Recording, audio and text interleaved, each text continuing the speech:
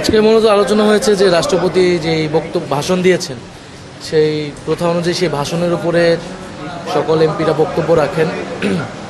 এই বক্তব্যের time slot নিয়ে আলোচনা হয়েছে। বিরোধী দলীয় নেতার পক্ষ থেকে 50 ঘন্টা বলা হয়েছে, সেটা এখনও নির্ধারিত হয়নি। তো 29শে মার্চ থেকে ঈদের পরে অধিবেশন যখন শুরু হবে, এটা সময়টা ঠিক হয়েছে যে বিকাল 3টা থেকে রাতে 8টা পর্যন্ত। তো এই 29শে মার্চ থেকে হয়তো 30শে এপ্রিল পর্যন্ত এই আলোচনা হবে রাষ্ট্রপতির বক্তব্যের উপরে। আর হচ্ছে অধ্যাদেশগুলো যে বিশেষ কমিটিতে যাবে সেটা কিভাবে কবে আসবে সে বিষয়ে কিছুটা আলোচনা হয়েছে।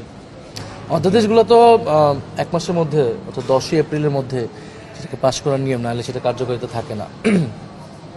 তো অধ্যাদেশগুলো বিশেষ কমিটিতে একটা বিশেষ কমিটি করা হয়েছে অধ্যাদেশগুলোর জন্য, অধ্যাদেশগুলোকে যাচাই বাছাইয়ের জন্য। তো সেই বিশেষ কমিটিতে অফিসিয়ালি এখনও এটা পাঠানো হয় নাই। এটা আগামীকালের অধিবেশনে এটা হা না ভোটের মাধ্যমে এই বিশেষ কমিটিকে এই দায়িত্বটা দেওয়া হবে।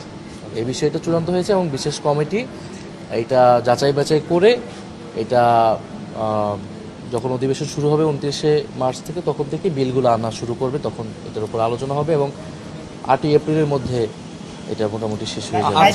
রাষ্ট্রপতির ভাষণের উপরে আমরা আমাদের বক্তব্যটা তো অবশ্যই দিব যে আমরা কোন কারণে ওয়াকআউট করেছিলাম, কোন কারণে আমরা মনে করেছিলাম যে রাষ্ট্রপতি বক্তব্য দেওয়া অনুচিত এই সংসদে।